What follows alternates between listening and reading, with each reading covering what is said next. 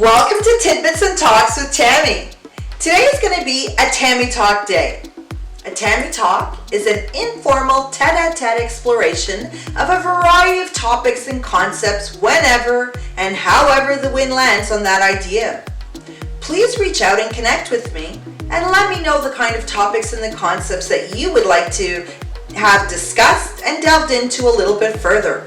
I'm all ears, and I would love to be able to go back and forth with you on new deliberations and new discoveries. Today's Tammy Talk is on mental health, which is an important part of our health.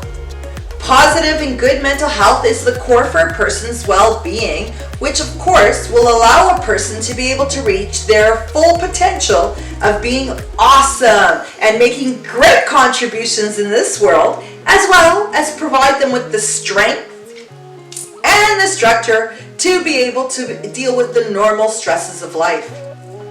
You must make healthy mental health be a priority for you. No one can wave a magic wand over you and give you peace. You need to work on letting it be a part of your life. I know that I'm not alone when I say that I look forward to enjoying peaceful days in which I have the proper tools and that I feel equipped to handle the ups and the downs that always seem to rise at some point in my journey towards success.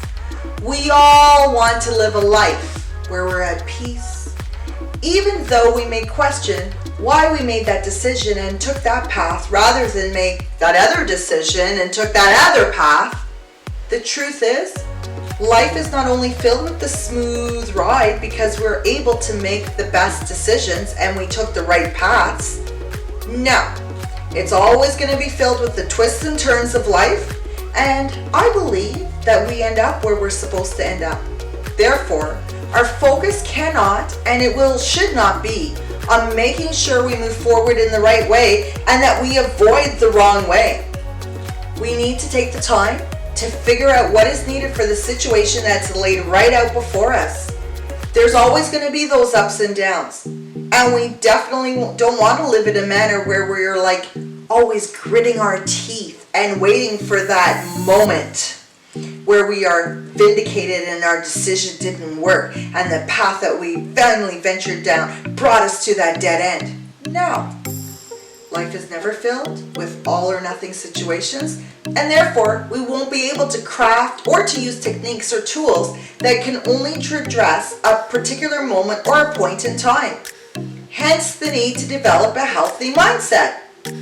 We need to focus and we need to develop and strengthen our mental health attributes and characteristics towards the development and implementation of healthy, emotion-focused coping skills that will get us through those tough times and that we can celebrate the good times. All coping skills are not created equally, and therefore you will need to work to find and develop coping strategies that will work for you. If you find the method and the techniques that you are currently using are not working, don't panic, don't worry, and don't stop working on your coping techniques. Just focus on switching things up until you're able to find coping strategies that will work for you. Remember, the goal is for you to be able to handle life well and in a manner where you are in control of your emotions and your reactions. So keep that goal in mind. Also know that trying to find a coping strategy quickly will also put a lot of stress on you. So recognize that there are never going to only be one or two strategies. There isn't an all or nothing approach to discovering the panacea of all strategies. Identify an accountability partner so that you can connect with them and that you can bounce out some of your activities and your ideas so that they can reel you back in on those times. Many times we have a choice. What? I know that nobody chooses to feel terrible, and I agree. I'm just saying we have a choice not to let our emotions manage us. If you need help, reach out and seek it. There is nothing wrong with accessing services. Sometimes a small change or an addition can lead to wonderful changes in how you view the world.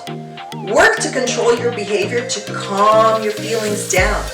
Prepare to get to know when you are feeling those feelings and then determine that this is when you need to put steps in place to calm down. Emotions are very strong. They are one of the strongest emotions in the world. Walk tall. You don't have to feel confident to be confident. I know that they say to fake the funk, and sometimes that's exactly how you have to move. When you move forward into your smile, eventually you'll really feel the smile. Remain focused on your assignment and your purpose here on this earth. The important part of your exploration is that you must be aware and become knowledgeable on how to develop and implement and rediscover your own toolkit towards healthy coping skills and strategies that will support your healthy embrace on the hills and valleys part of your journey of living out your best life. You must experiment with the different coping strategies, and during those experimental times, you will develop a variety of coping strategies that are your first line of defense towards dealing with specific issues or emotions that may have just come up. There are common elements that will be attached to them.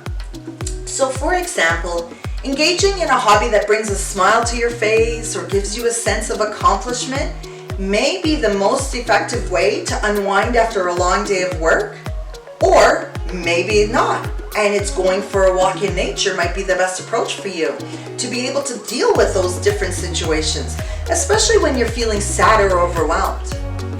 Wherever you're feeling distressed, you need to ask yourself, do you need to change your situation or your position, or do you need to find a way to better cope with the situation at hand? There are many ways that you might decide to tackle a problem head on, and you might try to eliminate your source of stress. In some cases, that may mean changing your behavior or creating a plan that helps you know what action you're going to take. An example of when you might need to change your situation is if you're currently interacting in an unhealthy relationship, then the only way forward might be to resolve those feelings of sadness and anxiety in this situation is to end and to walk away. So, it's important to be more proactive in your life and not always wait for something to come up on you before you deal with it. If you are facing a stressful life event or you've undergone a major change, try planning ahead. Consider the skills that you can use to cope with the challenges that you think you're likely to face. When you have your toolbox ready to go, you'll know what to do. And that could help you feel better equipped to face those challenges. So, as a quick recap on this Tammy Talk, please know that healthy coping skills are key to getting you through tough times in a wholesome manner. Healthy, emotion-focused coping skills and strategies will strengthen and improve your mental health, as well as improve your ability to tolerate, to minimize, and to deal with those stressful situations in life. Some good examples to try include exercise, journal writing, drawing, listening to music, taking a bath, playing with a pet, spending time in nature, cleaning the house. Okay, not for me, but as I stated earlier, it's important to mix it up and to pair those different activities with how best to cope with different emotions. Some more examples that look to develop what healthy problem-focused coping skills are: work on managing your time better. For example, maybe you need to turn off the alerts on your phone. Establish healthy boundaries that tell your friend that you're going to spend time with her if she's going to make fun of you. Ask for support from a friend or a professional. Engage in problem solving. Walk away or leave a situation that's causing you stress. Create a to-do list so that when it comes to coping skills, there's always going to be room for improvement. Don't put a period point when you're dealing with pain. Acknowledge it, but walk to better. Take the time to assess what other tools and resources that you can use for the time that you're dealing with. It takes a lot from you to be upset and try to solve each thing. So don't stress yourself out on that, because there's nothing that you can do sometimes to have a different result. Consider how you might continue to sharpen your skills in the future. I do understand that emotions can take a hold of us, But I also understand that there are many things that happen to us in life that's not fair. I also know and I acknowledge that there are real issues, but I encourage you not to waste your life. You don't want to be a drain on yourself or on others. No habit can be broken until you make a choice to make some changes. So don't just sit there and sink into those feelings. You have to live a life, to live a world that is going to remember how you were in this place. So present and acknowledge the situation that you're currently dealing with. It is good to take stock of both your future and your past, but do not focus too long in developing strategies to focus on dealing with the should-haves and the could-haves. Start and focus only on the past and looking at taking steps to improve and change your future.